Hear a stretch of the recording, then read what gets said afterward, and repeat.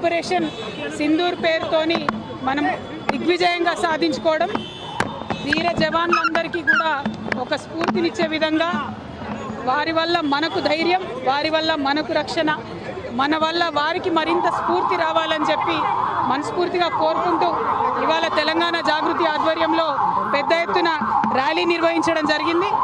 మరి ఇవాళ మనము పాకిస్తాన్ ఉగ్రవాద స్థావరాల మీద దాడి చేస్తే పాకిస్తాన్ ఏమో తిరిగి మన ఎయిర్పోర్ట్స్ మీద దాడి చేయడము, సివిల్ ఎయిర్పోర్ట్స్ మీద దాడి చేయడము, ఇవన్నిటిని కూడా మనం గమనిస్తూ ఉన్నాం. వీటన్నిటిని కూడా చూస్తూ మన భారత సైనికులందరికీ కూడా మద్దతుగా సంఘీభావంగా ప్రతి రాష్ట్రంలో ప్రతి చోట కూడా నిజానికి పెద్ద ఎత్తున ర్యాలీలు జరగాలి. నేను తెలంగాణ జాగృతి కార్యకర్తలకు పిలుపునిస్తూ ఉన్నాను. రాష్ట్ర వ్యాప్తంగా కూడా మీరు సంఘీభావంగా సైనికులకు కార్యక్రమం చేయాలి. ఈ సమయంలో దేశంకి తోడుగా మనం కూడా నిలబడాలి. అక్కడ వాళ్ళు నిలబడి ప్రాణాలు ఇస్తుంటే మనము దానికి అర్హత పొందినటువంటి నాగరికులుగా వారికి సైన్యానికి మద్దతుగా ఉండాలని కోరుతా ఉన్నాను. ఎట్ ద సేమ్ టైం ఒక పక్క యుద్ధ వాతావరణం ఉంటే మరి ఇక్కడ మనం మిస్ వరల్డ్ పోటీలు కండక్ట్ చేసుకుంటా ఉన్నాము.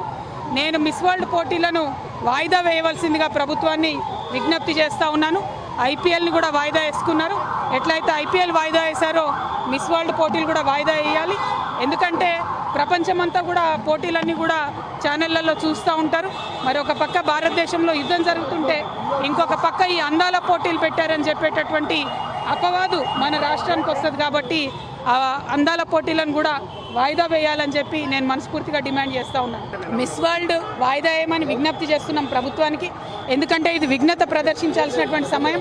ప్రపంచమంతా కూడా భారతదేశం వైపు నిలబడ్డది. ఇవాళ మనది ధర్మయుద్ధం. భారతదేశం ఎప్పుడు కూడా తప్పు చేయదు. నీతి మీద నిజాయితీ మీదనే యుద్ధం చేస్తున్నాం. మనం వారి భూభాగంలో సామాన్య ప్రజలను ఏమనలేదు, ఉగ్రవాదులనే హతం చేసినాం.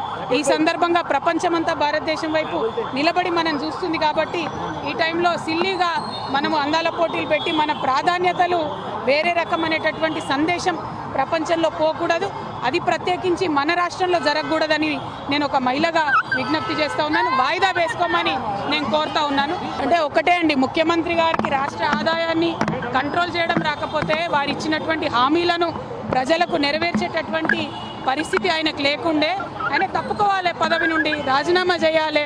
పేద ప్రజలకు 6 వాగ్దానాలు చేసి వంచన చేసి అధికారంలోకి వచ్చినటువంటి ఇవాళ మీరు చేయలేకపోతున్నాం, పరిపాలన చేయలేకపోతున్నాం అంటే పరిపాలన చేతగాని ముఖ్యమంత్రి గారు తక్షణమే రాజీనామా చేయాలని చెప్పి నేను డిమాండ్ చేస్తున్నాను. ప్రభుత్వ ఉద్యోగులైనా పేద ప్రజలైనా ఇదివరకు వీళ్ళు ఇచ్చినటువంటి మేనిఫెస్టో హామీలలోంచి డిమాండ్ చేస్తున్నారు తప్పితే కొత్తగా ఏం అడుగుతలేరు.